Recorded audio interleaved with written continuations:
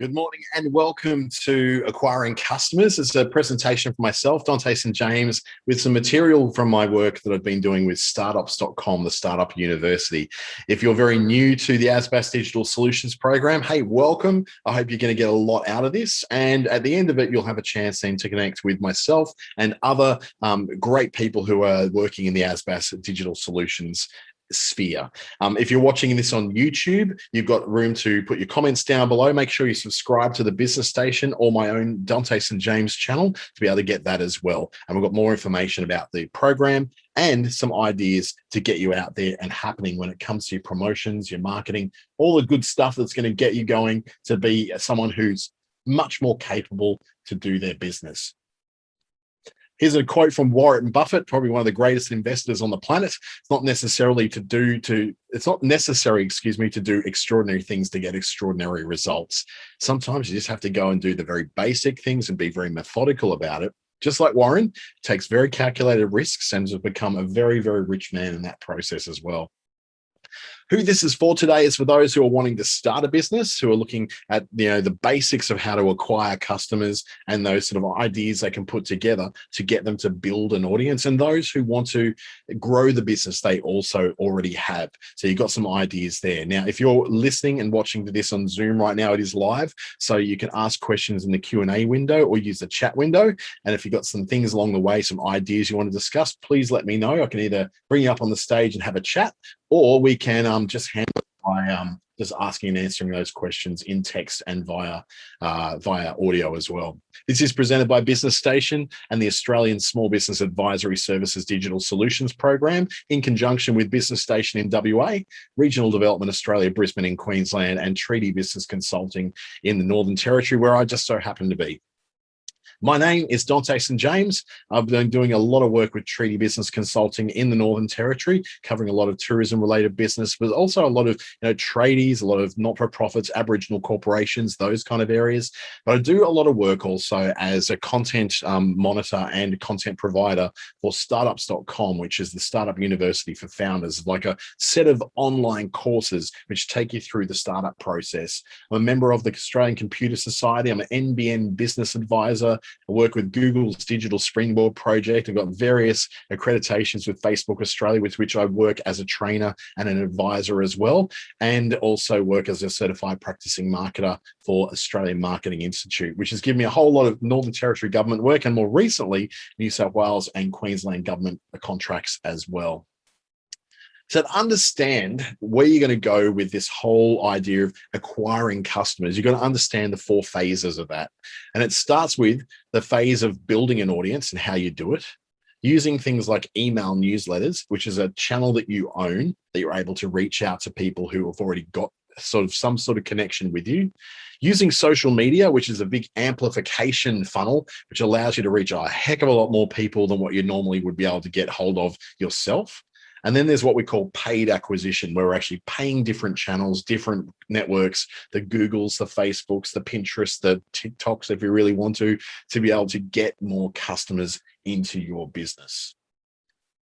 There is no magic formula when it comes to building an audience. I'd love to be able to give you these 3 magical steps and I'll guarantee that you're making a 6-figure business. There's a whole bunch of people on Clubhouse and a whole lot of people putting ads on YouTube and Facebook right now who are promising a whole lot of this stuff. Look, they may have done it themselves, but they didn't do it through those 3 magic steps. They've just formulated what they could into something that's nice and easy to sell. It looks really attractive, but the reality is there's no one formula for every single business on the planet. It's like saying, work hard, be good to your mother, and you'll end up having a rich, long, happy life. Sometimes things just don't go according to plan. So in business, there's no magic formula, but there is a formula. And the formula for gathering an audience and getting your word out there and getting promotion out there to grow a customer base is a formula that can be quite simply followed. So when we look at that, sorry, just completely killed off my screen there. And we're back. So the number one thing to do is to be consistent. Now, this is one thing that every one of us is going to struggle with the most. I know I do. I've been doing this for so many years, I've lost count, and I still struggle with the consistency. It's really about you keep doing what you're doing to grow that audience and to grow that customer base day after day, every single day that you can and be very systematic about it. To give an example of the things that I do personally to grow my customer base, these webinars are something to do with that. When this ASBAS program ends at the end of June this year, it doesn't mean the end of the webinars for me. It just means that I won't be doing it for ASBAS anymore because it won't exist. So I need to go on and continue to do those 5 days a week, taking an hour out of my day to share the expertise I have and the experience I have with people to be able to learn something. So that's part of my aim to be consistent. Being consistent also means going onto LinkedIn and letting people know what you know, sharing the information you have, sharing the news that you have, being very systematic and repeating it all the time. Thankfully, I've got really good people around me in the case of LinkedIn and Facebook who say, hey, it's now time for us to all do our posts, and we all keep each other accountable so we know to keep those things going. It's also about being patient. We all want the 6-figure business right now, the 7-figure business, the 8-figure business. We want those commas between those zeros, don't we? It won't happen overnight. It's just not going to happen immediately. But of course, it can happen. But, it's very rare that someone actually does get that. Now, you might get a drop shipping person on YouTube telling you about how they made their 6 figures in 14 days by following this simple formula. And I can guarantee you can do that and you won't make that 6 figures in that 14 days. They may have pulled it off or they may not have. They're just selling a product that says that they did. There's no proof out there to show. They can't even show you the proof that they actually did this themselves anyway. So for 99% of us, it's going to take a bit of time for these things to show. It took 3 years for my business to turn a profit. Year 4, it's doing fantastic. Year 5, doing great. Year 6 this year, and it's doing really, really well. To the point where I sold it off in year 4, bought it back now in year 7, so I can grow it up even a bit more again. So what exactly is this formula that I'm talking about? Well, it's starting off with your friends who will listen. So this is the number one place to start when it comes with from a point of starting from nothing. You've got no promotional channels. You've got really no budget to be sort of marketing yourself. You've got no ads and all that. And then repeating that message again and again and again. So starting with friends doesn't mean repeating the message to your friends. You're not badgering. You're not trying to sell them Amway. You're not trying to sell them Isogenics powders.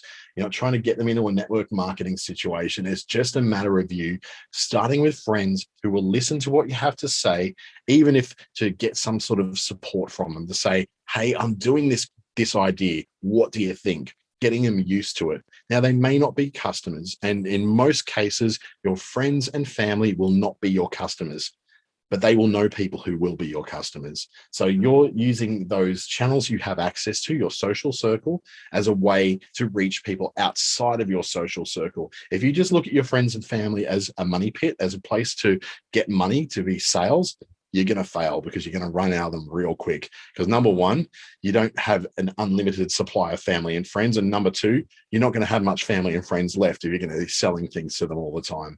So by repeating that message again and again, we're talking more about the idea of going out to the general public and repeating your message again and again, making sure that you've got something in place that allows you to put across, here's who I am, here's what I do, and here's how you can take advantage of that and become my customer. It continues then by focusing on getting people to share what you're doing. So that's the whole point of social media. It's not for you to post stuff. It's about you to post stuff that people will engage with and share with other people. So you can use that network effect, or what they used to call that viral marketing, where you put something out, people get interested in it, they share it with other people. And we see that now, particularly on platforms like TikTok, Instagram, Reels, Facebook, not so much Facebook anymore, but very much in those areas of, say, TikTok, YouTube, Instagram Reels, where it's very quick and very simple to get on top of a theme or a meme and be able to share it to lots and lots of people. And then learning the value of patience is pretty much, par of the course. You really do need to learn that patience is your best friend. Not everything you do is going to work today or tomorrow or even next week. I'm working with a client right now who wants to promote a particular product that he's just launched. And I said to him straight away, I said, this is not going to work with your ads for at least 6 weeks. You need 6 weeks just to get the presence in the market and for the Facebook platform to learn who you are, what you want, and who are the people who are interested. Within 3 days, like, the ad's not working, I said, mate, I told you already the ad won't work for 6 weeks. You come back to me in 6 weeks and tell me if it's not working. Now, sure enough, after about week 2, it started to work. So that panic after day 3 of it's not working, I'm paying $10 a day, $10 a day for this. So I'm not paying hundreds and thousands of dollars a day, $10 a day for this. And it wasn't working after 3 days. But then after 2 weeks, it did start to work. And then it started to make sense. And then most of these cases, when it got to week 6, this thing is bringing in enough leads that's keeping him more than busy. In fact, too busy to be calling me and complaining about it not working after 3 days. So let's start off with the friends. How do we work with sharing our idea with friends? The place to start with this, I guess, is going to be where you're talking all about the possibility of discussing what it is you do with a friendly circle that you can test things out. So we're talking about the idea where you can tell people that here's my thing I'm doing, here's my idea, here's what I'm trying to do, what do you think? So you're not trying to sell anything to them, you're just getting them used to what it is you're doing. So they've got this idea in their head that you are doing this thing, and it is it is a business, and it's something which you're now doing that you're very passionate about, and it's an important part of your life right now. So when you're doing things like this, it can be very easy to get caught up in a sales pitch. We're not looking at a sales pitch just yet. We're looking at you refining what it is you are doing, who you are, and what your purpose is, and what kind of person that would be. So some of that can be in the form of what we call a elevator pitch. Now, you're not pitching to your friends, you're just sharing an idea with them, that sort of thing. So if we're looking at starting with your friends, we're looking at the idea with of you developing a formula to describe what it is you do. Now, there's nothing worse than that you go to and you meet someone who's a stranger and they say, "What do you do?" And you're going, what do I do? Oh, I do a very complex job full of complex things. And I've got lots of stuff going on, and I touch base with corporate people every day, and we get on board and run with it. And you find yourself full of corporate cliches and non-truths and sub-truths and just really vague ideas about what it is you do. You really need to sharpen that down to something that's so easy for people to understand.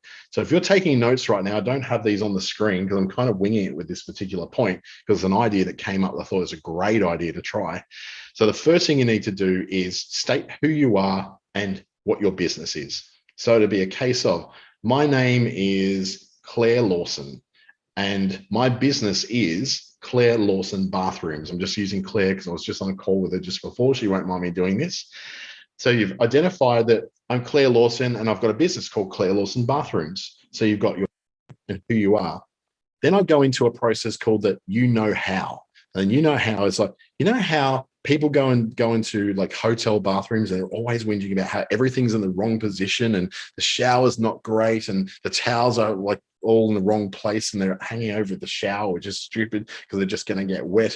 Well, I work with hotels, home builders, and property developers to build better bathrooms that suit people in their real lives. And my ideal client is a property developer building new properties with bathrooms, a hotel developer who wants to get more more guest satisfaction. So you're starting to see now this formula. It is, I am, my business is, so you jot those ones down. Then the next one is, you know how, so you propose the problem. You know how there's never enough chopped chips in a chopped chip cookie, so that's a problem. And then you go, well, I solve that by, so that's the fourth part. I solve that by, or I address that by, or I make this better by doing something. I make it better by putting up to 40% of the volume of my chocolate chip cookies as chocolate chips, which is basically what everyone wants to. My ideal client or customer is the next step.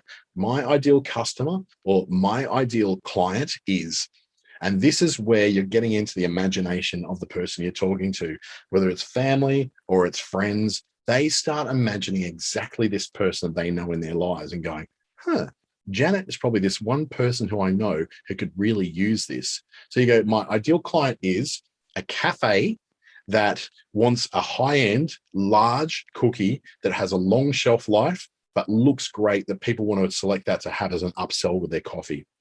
Great. I know 3 cafe owners who would love to have something which gives them a longer shelf life out of their cookies in jars. And they want these cookies to look amazing. So people look at them and go, I'll grab that cookie with my coffee as well. So step 1, again, my name is. Step 2, my business is. Step 3, you know how. So you're proposing what the problem is. Step 4, well, I solve that by. That's step 4. Step 5 is my ideal customer is. So the part that most people forget is the my ideal customer is. When they get to that point, they go, oh, they skip that part, which is really powerful to the person listening, your family, your friends, whoever you're talking to, about them matchmaking your business to a problem they know that their friends and people outside your social circle who they know happen to need. So in that case, where it's my ideal client is that cafe, they think of people they know who own cafes. So that when they next see that person, they go, hey, I was talking to this guy the other day. He actually makes these cookies, which have got 40% of their volume is basically chocolate chips. They apparently look really good. I didn't see one, but from what I've told, they look amazing. And it might be worth having a chat. Do you want me to connect you? And next thing, you've got a customer coming in to connect with you, to make an inquiry, to sample your cookies or whatever it is you happen to produce that you're going to do. So hopefully that one's clear. This is how you start talking to your family and your friends about what it is you do. This also gets your mind ticking into a very good place, a very good mindset, where you're no longer stuck in the small talk of life, where you catch up with friends. It's like, oh, what's going on in your life? Oh, not much, you? Now what you can do is, like, when they say, oh, what's going on in your life? How are you? How's work? You can go, well, actually, I developed this new product in the last week, and it's all to do with, cramming a lot more choc chips into a cookie. Do you want me to tell you about it? And they go, geez, that sounds all right. Yeah, who doesn't like a choc chip cookie? And then you can talk about that process. And they go, geez, you're turning this into a business. And I'm like, yeah, actually, I've actually turned this into a business. It's called this. And you know how that there's all these cafes around town that are selling all these cookies and all that, and they want to do the local thing, or they don't really have time to cook the cookies themselves. Well, I've got this idea where I supply them those cookies on a daily basis, and they're delicious, they look good and all that. And I guess I'm just looking for cafes who want to sell that kind of stuff in town. That could be a more casual way of talking to a friend about that whole pitch. So you're starting with your friends, you're not selling it to them. Remember, you're selling the idea to them to pass on to the people outside of you. You're not selling it directly to them. Your friends probably don't want to buy that many cookies, to be honest. And then there's repetition. Repetition isn't about you just repeating the same message over and over and over again, boring it to the same people. What it is repeating the same general message to a broad audience. So whilst you are, working with your group of family and friends, and you're talking to them about your business, making cookies or making scented candles or whatever it is you happen to do, then you're in a position where you are sharing this idea and sharing this dream with that group of people. Now, what you need to do is, once you've got that pitch together, once you've got a very clear idea who it is you're trying to reach, now you need to repeat that message, and you need to make it clear amongst all the people you ever talk to, when you go to networking events, when you go to family functions and all that everyone knows what you're doing. And this is just a common thing of business. Remember, you're not selling to your family or friends, so take that off the table. We're not trying to get you to sell powders, potions, and pills to your friends. What we're doing is making sure that everyone in your family and friends knows who you are and what you do. That's important, because that gets them out there to the rest of their world when they start referring you on. And referrals, that's word of mouth, and that's the most powerful advertising of all, if you can get it. So this repetition we're talking about is more along the lines of, I've got my pitch together, I know what I'm doing, now I want a consistent presentation of that, which could just be that every time you go to a networking function, you take your cookies with you, you take a sample of the smells of your scented candles, you take your business card, which actually has your services on the back of it listed, that sort of thing, so that there's always a clear picture. I work with an accountant, Michelle, and she's got a very good way of doing this repetition. Number one is she always wears the same color blue. She's got tons of dresses and different outfits, but they all are in this same color blue, so that every time someone sees her, she's in that certain color blue. She always makes sure when she's at work, she's wearing something which has her logo on it. Whenever she meets someone, she says in a networking function, she always goes, I'm Michelle, I'm the adding value accountant. So she always has that straight off the tongue, always straight off the tongue. She just never misses a beat. And then knowing that when someone asks her what she does, whether it's a networking or a social function, she's got that answer ready to go, repeated over and over and over. The problem is that when you don't have that defined, if you don't have that message ready to go in your head every time you get asked, you're going to make up something on the spot. And it's going to sound a little bit like, oh, hi, Karen. Yeah, I make cookies and I sell them, or trying to sell them to cafes. But, it's been a really rough kind of year with COVID and all that. A lot of cafes closed and haven't really made. Look, you've already lost her. She just forgot completely what it is you sell, because you just sort of went, oh, cookies. Well, I've tried to do cookies. You've discounted your entire thing. If you have someone that comes up, oh, Bob, okay, yeah, oh yeah, I'm doing sort of like this food and beverage kind of business idea that I'm working on at the moment, and it's just been really tough, been a really rough year for tourists and really tough year for hospitality. You haven't told them you make cookies for cafes. All you've done is you're working in some food and beverage concept, and they've already lost interest because you're not clear about what you're saying. But when you get that clear, and oh yeah, well, my business is called 40% cookies, and the reason 40% is 40% of the volume of my cookies is the ingredients apart from the cookie itself. What does that mean? Well, what I do is I'm looking for cafes. They're always having trouble sourcing local ingredients and fresh stuff, and they don't want to buy Arnott's rubbish and put it into a jar. They need something premium. Well, I solve that by producing these cookies every morning at 4 a.m. 40% of the volume of each cookie is ingredients. So if it's white chocolate, 40% is white chocolate. If it's gummy bears, 40% of it's gummy bears, or M&Ms, whatever it is. So it's a really crunchy, indulgent experience. And the ideal kind of cafe I'm looking for is those ones that want something that no one else in town has got, and they want a reason to sort of get people to spend that extra $5 on top of the cost of their coffee. That sounds more interesting and far more compelling than, oh, I'm doing this sort of food and beverage thing. Oh yeah, I'm working on a cookie making business.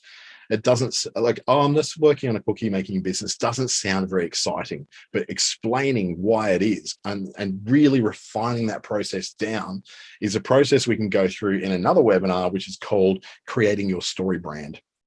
And I do run this one almost every month. So I've run it already for April.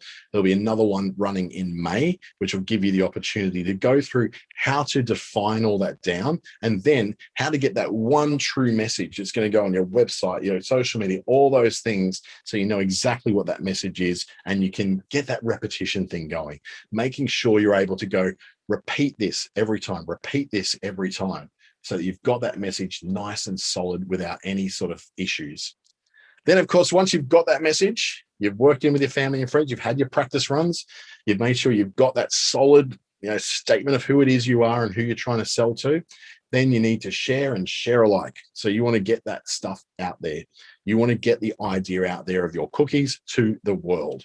So that sharing becomes something where you share it on your social media, encouraging your friends to share it on their social media as well. Hey guys, does anyone know someone who owns a cafe who could use these? Or getting the idea out there through YouTube videos, Instagram Reels, TikToks. Honestly, there's some stuff on TikTok you'd never expect would go viral. I just did a little compile of myself going to the Parchment Festival in Alice Springs on the weekend, and it's had like well over 2,000 views on it. And like, who is the people who are interested in this stuff?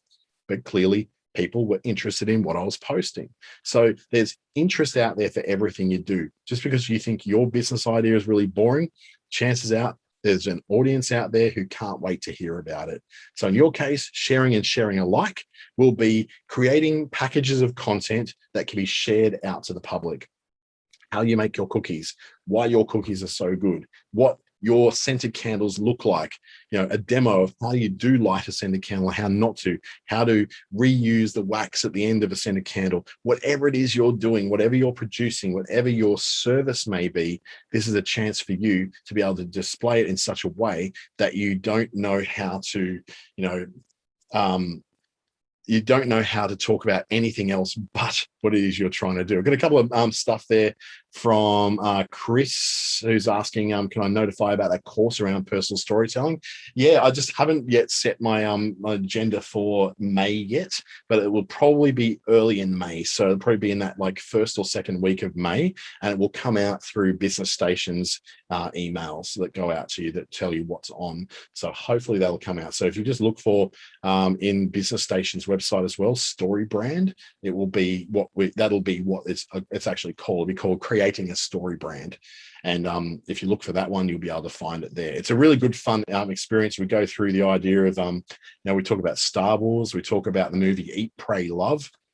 I know it's just all these little references. They're very, very cool. And it is a really, really fun way to sort of drag out that unique story that has to tell about your business. And that makes this sharing bit that much more easy. When you know who you are, you know what your message is, you know exactly what you're meant to be putting out there. This sharing stuff becomes simple. It's just a matter of, I'm just going to produce a video. I'm just going to do a live video. I'm just going to make a little graphic in Canva and put it out there. Yep, I guess it sounds all simple until you have to do it. But when you're sitting there obsessing about who it is you are and what you do and how to get that message across, it sort of stops you dead from going any further. So sharing and sharing alike, getting that message out there primarily from social media, but there are other ways to get it out there as well, through getting some sort of publicity through standard traditional media channels, like getting an interview on the radio, for instance. Got a friend who started up a great, like a grazing platter business in Dubbo in New South Wales. And he got the word out there by simply getting interviewed by the local paper. He's very good at doing that. With everything he does, he managed to get himself into that local paper, which is not so much used to him on the physical paper, which no longer exists in that town, but it's really great for getting the online paper, which is what people share stories about. And now that all that whole Facebook sharing of news stories thing has been solved, it's safely back in the place where you can share things and know that someone's going to see them again. And then step 4, this is the one we cannot state this one enough. It's going to take patience, young Padawan. It's going to take time for you to see the result come to fruition. So once you've done that, you've identified who you are. So you've gone, okay, I've had a chat to my friends and my family. I've introduced the concept to them. Now I'm repeating that process. I'm repeating that message so that it's very consistent, that everyone's hearing the same story about my business. I'm controlling that narrative about what people know about my new idea. I'm sharing it out there to the world, and it's consistent with the way I'm talking about it in the real world as well. Then I've got to wait for something to kick in. Now, this is where we kind of get stuck, because we go, well, how long do you wait? Is it a month? Is it 3 months, 6 months, 3 years? In my case, 3 years to turn a profit. It wasn't 3 years between getting my first client. That happened a lot quicker. But it was just a matter of getting to the point where all the money and time I'd invested now actually was in a positive state. I was in green, I wasn't in the red. So it was the point where I could go, this is where my business is now viable and commercial. But it did take 3 years for the most recent successful one to get started. So the key takeaway from this little bit of it, of course, is that in order for your early marketing to ever work, you have to commit to sticking to it for about 6 to 12 months before you see meaningful results. There's no quick way of doing this. The Kerwin Rays of the world want to accelerate you to get you going within 90 days. There's lots of these little business accelerators who want to sort of get you in there and get you going super, super fast. Look, you can, even through things like the NICE program, which I'm a mentor, and the Entrepreneurship Facilitators program, with which I do some work as well, are able to get you to say, okay, I've got this process. How do I accelerate it? And what they can do is give you, it's usually a lot of mentoring services. So every month, every week, every couple of weeks, you check in with someone who says, okay, we've tried this, now try this. So you're rapidly adjusting and changing, dialing things up, dialing things down, tweaking things about, putting in different marketing ideas and all that, to the point where you can get something moving a little bit quicker. But there's a lot more high maintenance. And when you're always making those kind of adjustments, or what we call an agile approach to business, you're then also always going to be working on it. You can't sort of step away from it for 5 minutes, because you're always trying to checking up on it. The other get quick rich methods are things like Bitcoin and foreign currency exchange, or Forex. Those kind of things also require you to be sitting in front of a computer for great swaths of the day or the night. They're not buying your freedom or time at all, because you're sitting in front of your computer, watching for little movements, reading reports, watching the trends, and making sure you're ahead of them to go buy this or sell this, so you can make money and avoid losing money. So it's very, very similar if you're going to be putting that much attention into every little micro movement of your business in that first 3 months. where you're far better off, and it's a lot more low maintenance for you to stick to something for 6 to 12 months, expecting that it's not going to start working until then. That gives you a big surprise when it does actually start to work. If you quit sooner than that, you're kind of guaranteeing it's going to fail. So you have to be really all in or all out. It's pretty simple. Now, does this mean that you need to have just one big idea? No, I'm working on 15 ideas right now. There are 15 things that I'm putting my time into, and that I'm giving myself the idea that I need to do all these things for all these different businesses and invest all this money on all these ideas. And out of those, maybe one will succeed. But it's the nature of what I like to do, is to have lots of ideas going at once. Alicia just asked, how many different methods of getting your name out there should you have? Do you put lots of irons in the fire? Personally, I do. So I put lots out there. So I've got business networks that I'm part of. So I'm part of the Chamber of Commerce NT. So I go to their Business at Sunset meetings every month.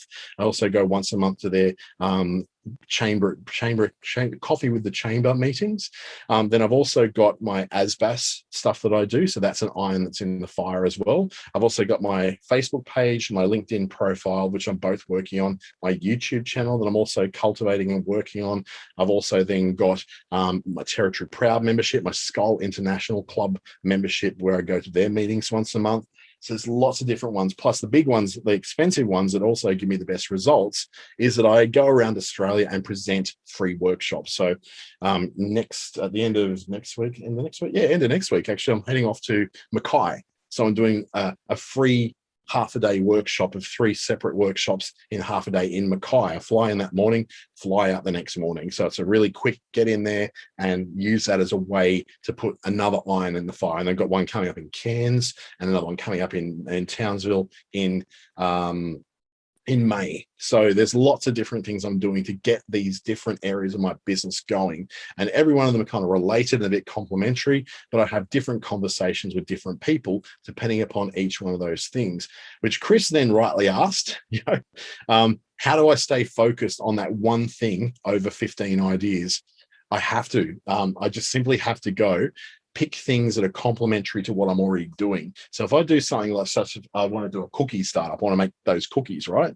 But if I'm working in training and mentoring and workshops and speaking and all that kind of thing, that's not helping. That's not related to my cookie business. Instead, if maybe I can bring my cookies into those workshops.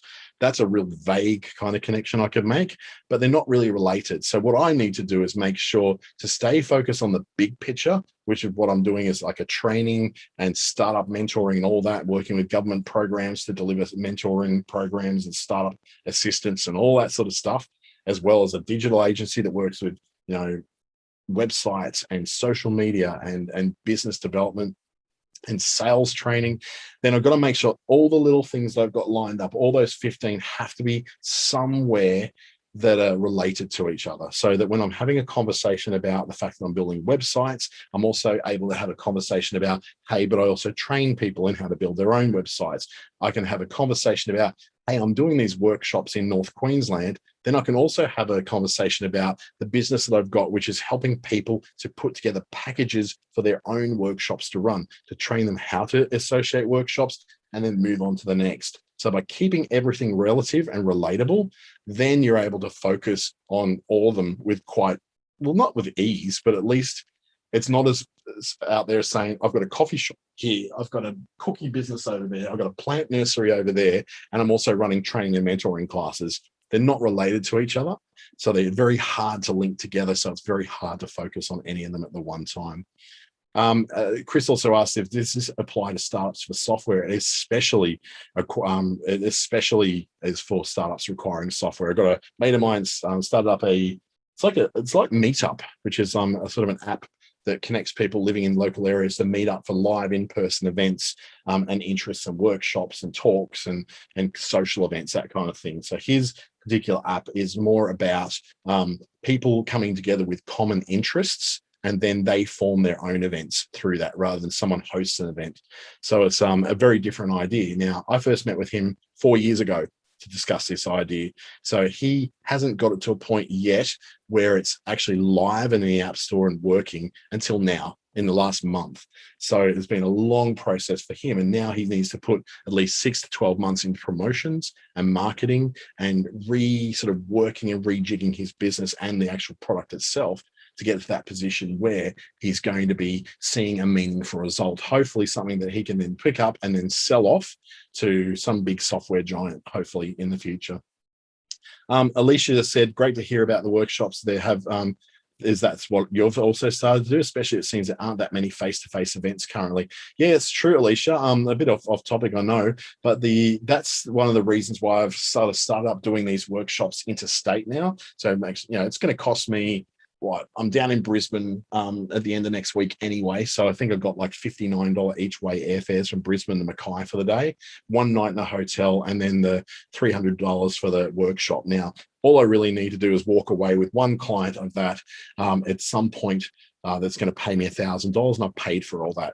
Chances are I'll come away with 3 or 4 of them, simply because that nobody else is doing this. No one's going around the country and doing these things right now. They're sort of all sitting here trying to do webinars and doing Zoom calls and all this sort of stuff. So I'm sort of jumping in while I can to do that. And that's, I guess, with Chris, when you were asking before, how do you keep focus? It's also by just doing things. So I actually have to I can't just sit there and build and plan. I have to actually execute to get that going too. Chris saying does like the coaching bit, teaching others to teach yourself.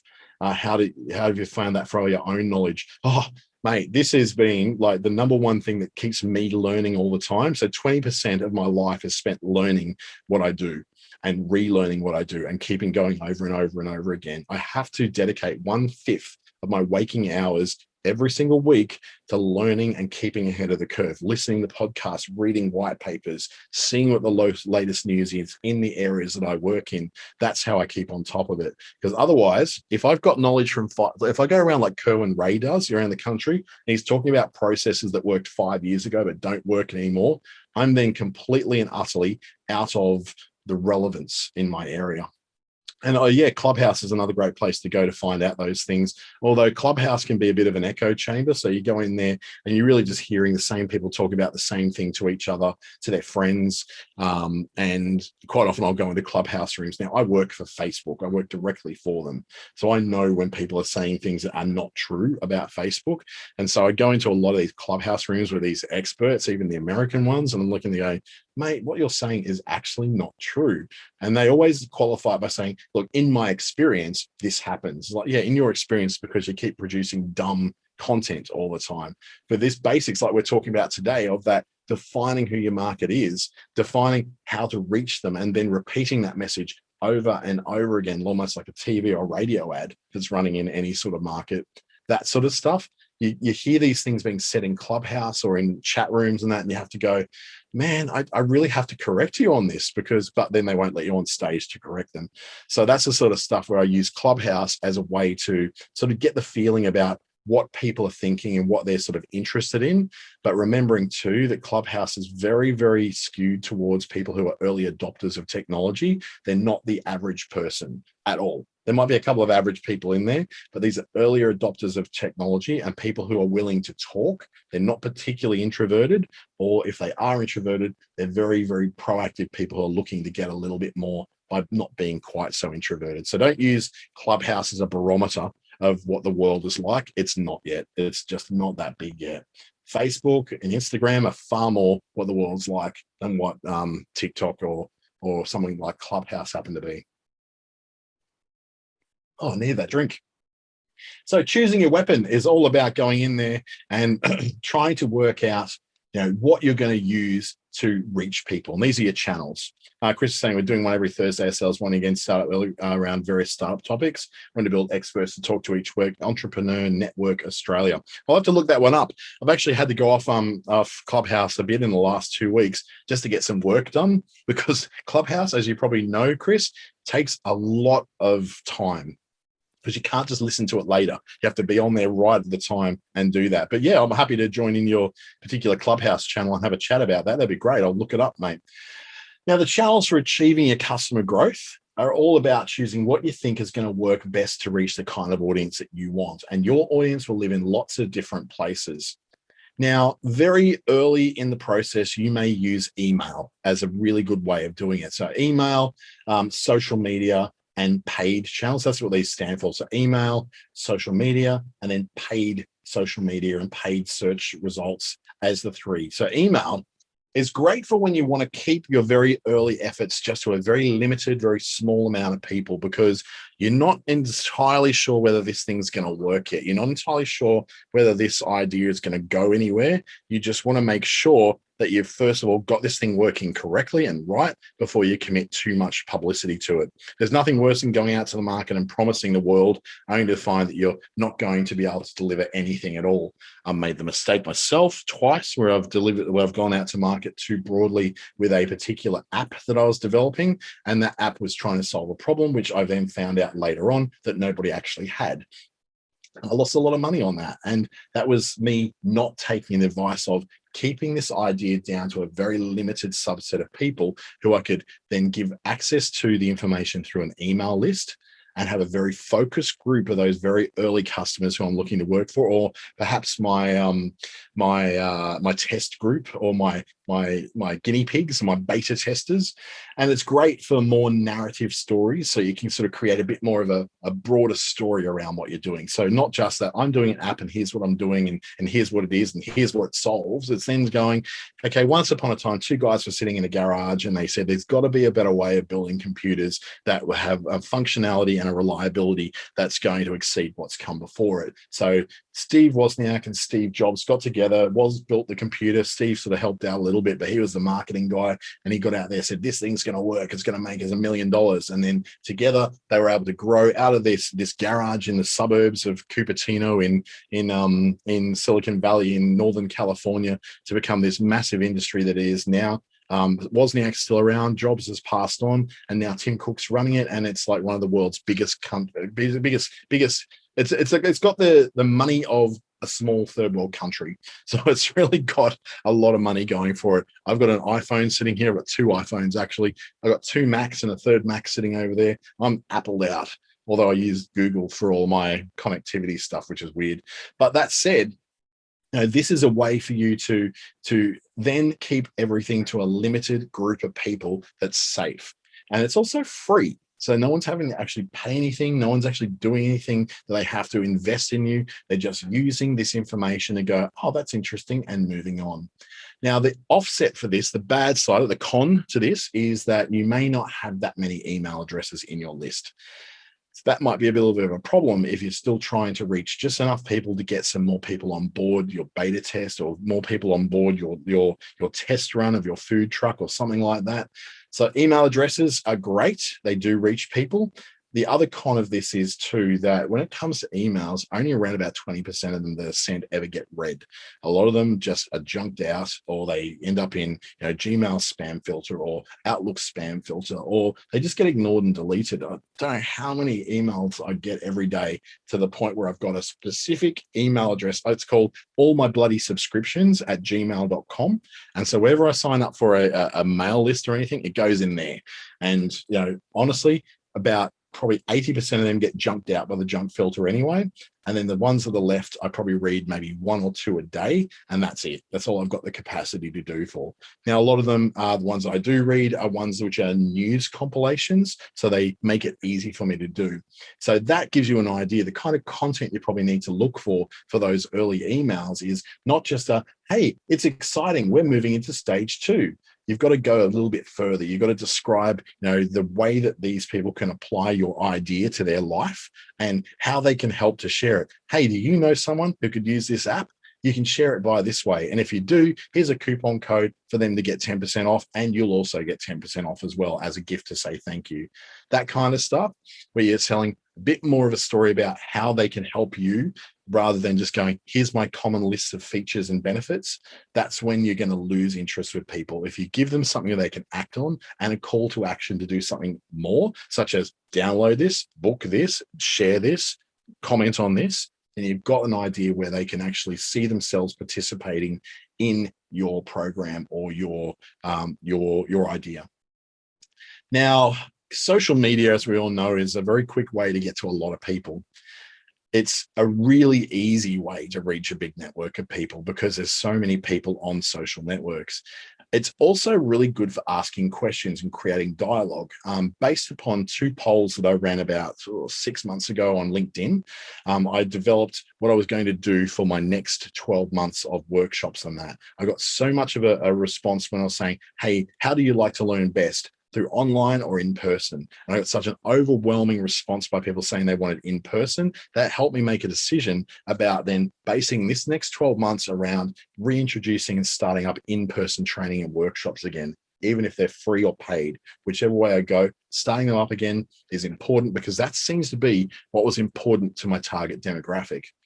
It's great for asking those questions. It's very easy to run things like polls and get answers for them. Whilst you're not going to bet your farm on the results of one of those polls that come out of LinkedIn, they do give you some indicative data that allows you to think, there's enough of a demand for this. I might test this out and try something without betting my whole entire life savings on it. Good thing about social media is that initially it's free. So the ability to be able to put something out there to create a presence, create content around that presence and get it out to people, encourage people to share, is that it's free. Now, there's a whole lot of, this is probably not the day that we're going to discuss what kind of content works and how to create amazing product videos and how to create, entertaining content on TikTok that's going to get people responding to your product and service offerings. That's in another webinar altogether. But for now, the kind of social media we're talking about is free. Now, the offsets or the cons to that could be that you might have a very small social network. You've started up a new Facebook page. It's not reaching many people. You've got a LinkedIn profile. You don't know what to do. You've got a TikTok, but you don't know how to make TikToks, and you don't even know whether the TikToks you make are going to work. Like I said, I'm not even that big on TikTok and Instagram Reels myself, but I started doing it on the weekend because I wanted to share some of the pictures and some of the video that I was taking at the Parchama Festival. It's like a light festival in Alice Springs on the weekend, and I've got over 2,000 views on one of them. And then I did one of just me going from Alice Springs to Darwin flying. So every I think it was about 15 minutes, I'd take 5 seconds of footage of what was outside the window of the plane to show the different landscape changes. There was just this little thing. I got to the airport, and as I was waiting to get out of the plane, I chopped it all together and posted it up to TikTok and posted it up to Instagram Reels, thousands of views. And so that's giving people an idea of the kind of life I live, and it's related to the kind of things I do. So that kind of stuff, it is possible to do that sort of thing on your phone while you're moving without having to actually pay someone to produce content for you. But if you've got a small social network, you have to start from scratch and build up that network from the very beginning. And the other thing with social network, it's probably not that private, especially if you're putting your face and your name against a lot of stuff. So if that matters to you, it may not matter. In my case, I don't really care. My whole life's out there for the world to see. And I don't really care about that. I don't really have any sort of desire to, I'm not worried if someone sees me in the street and says, hey, Dante, how you doing? I kind of like that. It feels good. It means my advertising's working. But if you're someone who's a very private person, social media can be a bit of a hurdle for you to get over. And I do get that.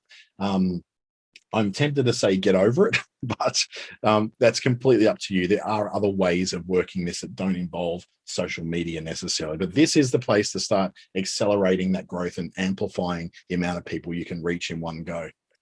Then we look at what is the fastest way to guarantee traffic through to your website where your ideas are being shared, or to get people to interact with you on social media is to pay for it. You can access new customers outside your already circle of influence. So your email address list may be small and just people who you know. Your social media following may be small and just people you know, but your paid social media can reach well beyond all that. So using things just like boosting in Facebook, or using the actual ads manager to get further into Instagram and Facebook, using paid tweets in Twitter, using sponsored pins in Pinterest could be a really good way to reach. Using things like TikTok, although TikTok's going to cost you about $3,000 a month at the start. Like that's the minimum you can spend on TikTok to get a message out that way. So I probably wouldn't choose that one as a small business to start with. Probably go for your Googles, your Facebooks, something that you can use to create very quickly yourself. You don't have to pay someone necessarily to do it, and it can get you out to a very big amount of people quite quickly, but it does cost money. So I'm not going to pretend it's not. But depending on what you're doing, you can spend $5 to $10 a day, or 150 or $300 a month to get a basic message out there on Facebook. Similarly, if you want to reach a local audience in your local area through Google Ads, depending on what you're doing and how competitive your particular idea or your business type is.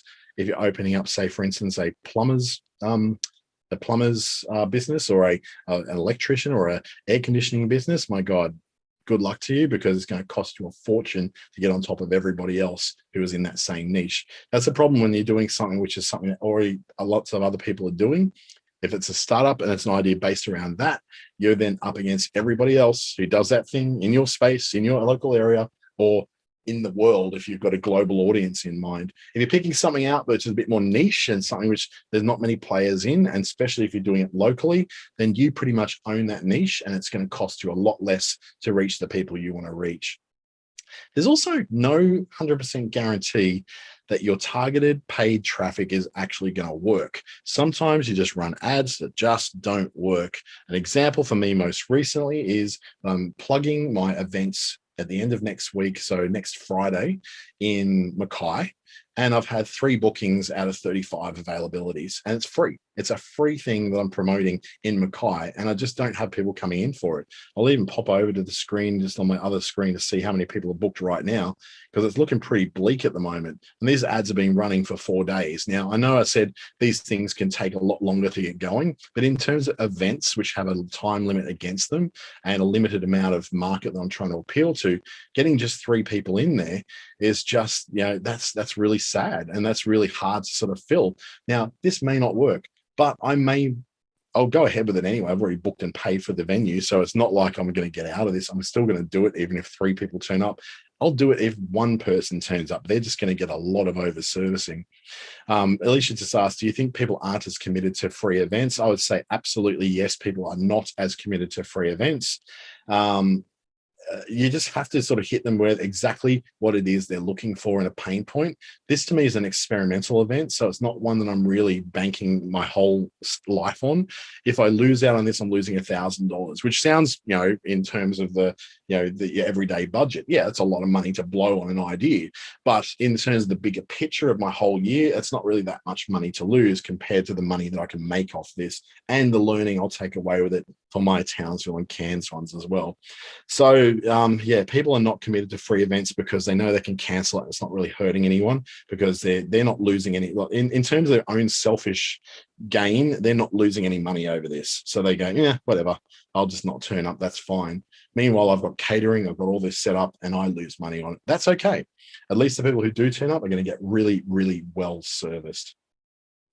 So moving on to the newsletters. So when it comes to using email newsletters and all that sort of stuff, the things to avoid, I guess, are newsletters which open up with a pitch to buy a thing that people have already bought. So it's like, hey, if you become part of our family, buy this now. The chances are the people who are in your newsletter are either your supporters who have already supported you from an early stage, or the people who have already bought what it is you're trying to sell. So your newsletter needs to be around, your journey as a startup. So it's like, hey, this month we finally moved into our own office out of my mum's basement because, we're making just enough money, and we got some backing from a venture capitalist or from the bank, and we're able to get an office now. So sharing the story about the journey is going to be a lot more interesting to your supporters who want to share that journey with other people, rather than you pitching things every day about, hey, join us, when they've already joined you. It's like those ads you get on Amazon when you're looking for a book. You bought that book, you've even had it delivered, and they're still advertising that book to you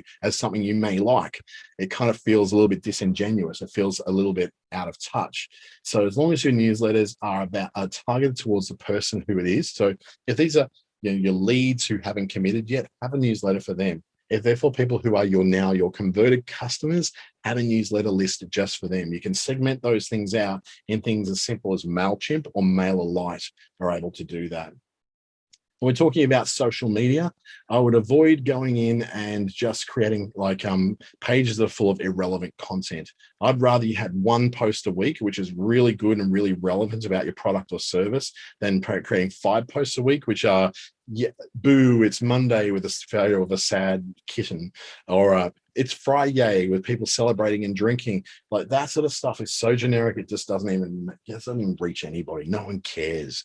And there's also the danger too that I work a 7-day week. So Friday for me is not that big relief that it is for the average office worker who works Monday to Friday. Then there's all those hospitality workers, their Friday is actually maybe on Monday.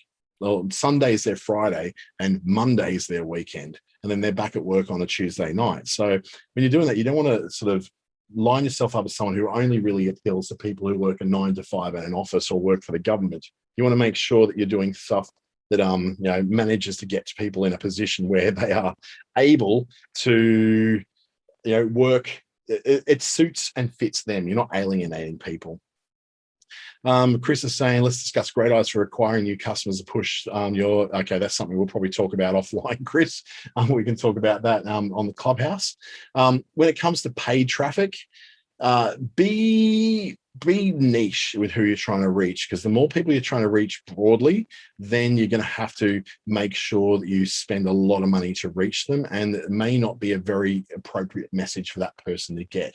So when you're paying for traffic, make sure you're paying for traffic that's going to be very precisely targeted towards exactly the people you want, which takes us back to the very beginning, as where you actually outline who you are, what you do, and who you do it for. So how I was talking before about the chocolate chip cookies, right? 40% cookies, 40% chocolate chip, the rest is just filler. Well, that kind of thing I'm looking for cafe owners. So what I'd be looking for if I was trying to do that is targeting people who are searching for food to sell in cafes. Or if I was targeting people in Facebook, it'd be something like cafe owners, people who are into coffee publications, people who are into celebrity coffee people or celebrity cafe owners, looking for what matches somebody who's specifically likely to be needing my cookies in their cafe. So knowing about who that person is you're targeting is what you bring over to social media, making sure that your free stuff that's going out organically is matched towards that target audience. And then your paid stuff is even more hyper targeted towards them. It's even saying at the very beginning of it, it's not saying great cookies are something that everyone deserves. It's saying something like, you need a low cost, high margin solution for food in your cafe. We've got the cookie for you.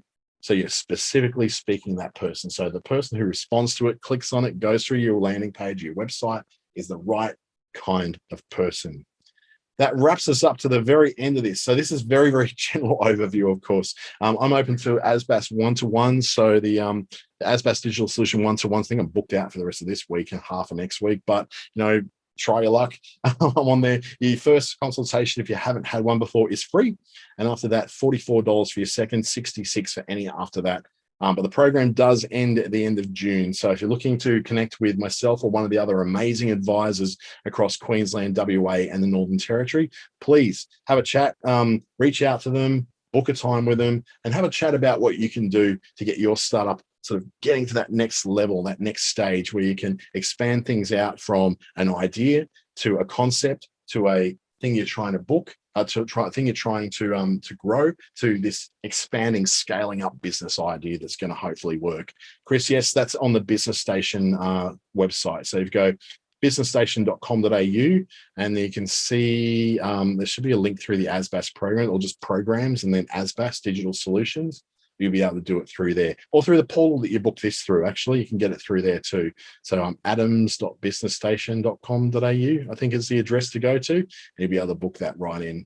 Thank you so much. If you want to reach out to me directly, you may do that. Just go through my Facebook, my LinkedIn, my email, any of those. I'm happy to have a chat to you about any of these topics or any more. And please keep enjoying your week. And thank you, of course, for making sure you spend a little bit of time this week to work on your business, not just in your business, because it's important. Because otherwise, if you don't do these things, you can't grow, you can't change, and you'll never get beyond the stage where you're at now. Thanks. Have a great week.